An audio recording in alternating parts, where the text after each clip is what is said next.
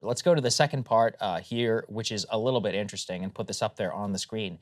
This is the actual DeSantis theory of the case from Jonathan Martin over at Politico, why the DeSantis Brain Trust thinks that it actually can beat Trump. Now, what they effectively say here is they say, yes, they say, yes, we understand where the polls are going. We understand that this is something which looks like it shouldn't be feasible. But we have extensive internal polling and a gusher of money that they predict will come when DeSantis will enter the race. They point to the fact, Krystal, that DeSantis has a very, very high internal approval rating amongst Republicans. In other words, he has a very high affection rating. They look at the unpopularity for Trump amongst voters that they find in Iowa, in New Hampshire, and elsewhere. They find, quote, 24% of Republicans have an unfavorable view of Trump, while only 14% of Iowa feel unfavorably towards DeSantis. Perhaps most notable in their dominated caucuses, they say that DeSantis is viewed favorably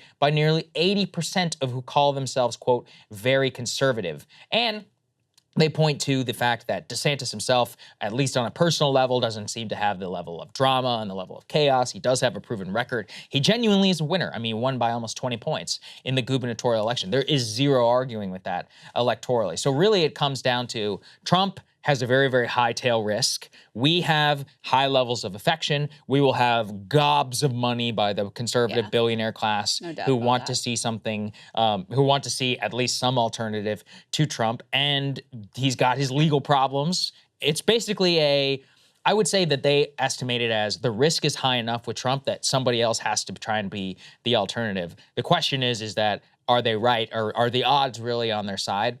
I would say no, like on a probabilistic scale, but reading this, I get it. I get where they're coming from. But, you know, the risk is also very high for DeSantis on a personal level of this will humiliate him and basically relegate him to Chris Christie level status if he does lose. That could very well happen. Right. And I have heard people coming out and saying, you know what, he should just take a pass. Like, this is not panning out for him. The polls are sliding. Right. Trump is like, it's becoming increasingly clear. This is Trump's race to lose. It's like a foregone conclusion. But you know, I have to say, if I was him, I'd probably still take the shot because you just never know what's going to happen in politics. You know, there is enough chaos in the air with these investigations, and Trump is an old man as well. God only knows what's going to happen with him, that if you don't jump now, you do probably miss your best window and your best opportunity. So, you know, is he even at a 50% chance? In my opinion, not even close.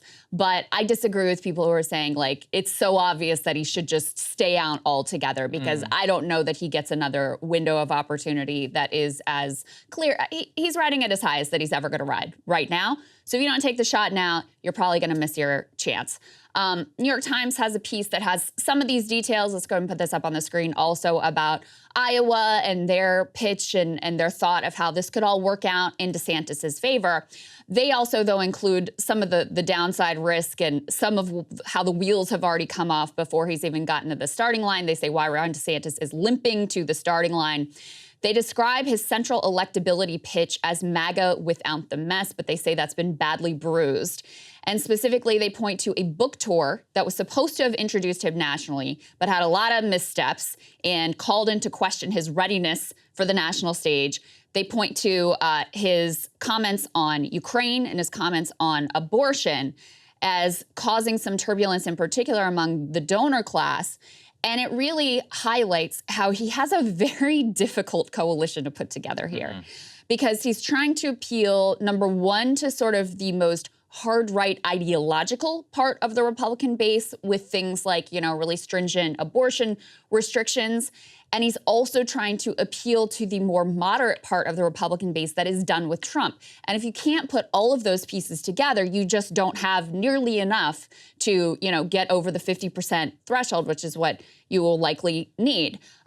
So it shows just how tricky it is to hold those pieces together. They've got a quote from a metals magnate who had given DeSantis $50,000 last year, He said, I was in the DeSantis camp, but he started opening his mouth, and a lot of big donors said his views are not tolerable. This donor cited specifically abortion and Ukraine. There was reports of a couple of big donors who actually took meetings with Vivek Ramaswamy as well. So people are weighing their options. Now, is Ron DeSantis going to have plenty of money? Yes. But again, I think what this underscores is the inherent tensions in the groups of people, the very disparate groups of people that he is trying to put together to build this campaign. Exactly. How are you going to appease Ken Griffin, who hates Trump, hates any Trumpian position on or conservative position on abortion, and hates any conservative position on Ukraine, when at the same time you need his money to run, because you also need to, if you're going to be the Republican nominee, win over people who are Trump voters. I just think it's a very, very difficult case. And also, these donors, as you know, and as evidenced here, they're the most fickle people on earth. If you don't vet them constantly, then they go to somebody else. And actually, this gets to a level of not even retail politics, but internal operational politics, which is DeSantis, by all accounts, is bad at. I mean, we've covered the stories here about how the guy who sat next to him for several years in the House said literally, quote, he's an a-hole because he didn't talk to him. You had other congressmen. You had that one congressman who knew him while he was in Washington, took a meeting with him, and then immediately after the meeting endorsed Trump because basically made it known. He's like, yeah, DeSantis was not one of the guys when he was in Congress. He didn't like to hang out with us. He wasn't particularly nice to us. Now he's coming to us and he wants our vote. And we're like, hey, we remember. Whereas Trump would call me when I was in the hospital. He called me when I was sick. These are, unfortunately, like, this is how politics runs. This is a game of human beings. And I even saw, you know, internal some of these stories. They're like, DeSantis aides have acknowledged, like, he needs to smile more and he needs to call people. It's like, listen, man, if you have to be told to call people and if you're Eisenhower and you're one of the most popular figures in America, that's a different story. You can learn some of this game. But when you are the underdog, then you need to be doing all of this stuff. And not just now, you need to be doing this for 20 years. That's the Bill Clinton case. I think it's telling that he does better with endorsements in a state like Iowa, where people don't really know him, than in his home state. There you go. I mean, in Florida, there was a landslide of endorsements towards Trump, and like in a really pointed, in-your-face, F you kind of way, where they were telling the press, you know, this guy, he told me to come to his like hurricane press conference and I was going to be there. And when I show up, they're like, nope, sorry, you can stand in the back. We don't want to say anything about you or have you up next to the governor. Like, what are you thinking with that? What do you think? And I would also say, I mean, that's on him. That's also on his staff, because that is a bad situation. You lose that endorsement. That's embarrassing in your home state. He also needs to get his facial expressions under control, because some of these photos are, you know, Howard Dean Scream level kind of bad. The bobblehead thing we played for you, that was probably the worst. But even out of this very good news cycle for him coming out of Iowa, positive reception, whatever, there are some photos that came out of there too that you're like, oh, what what is your face doing right now? So, and listen, and these are things like you can't really retrain. I was about to say, know? People are going to be like, oh, you guys are being petty. No, I mean, listen, we have decades of politics to understand that all of these things, unfortunately, end up mattering sometimes more than a position on Ukraine. The Scream literally took out Howard Dean, which is, you know, in retrospect, is insane considering some of the things he was saying about the Iraq War. Maybe those two things were combined. Who knows? Yeah. These are all conspiracies from a long time ago. The point just is that with these, you know, ridiculous, you know, small, charismatic moments in politics, some of those actually can end up mattering a hell of a lot combined with a mass media that's going to focus on these things. Yeah,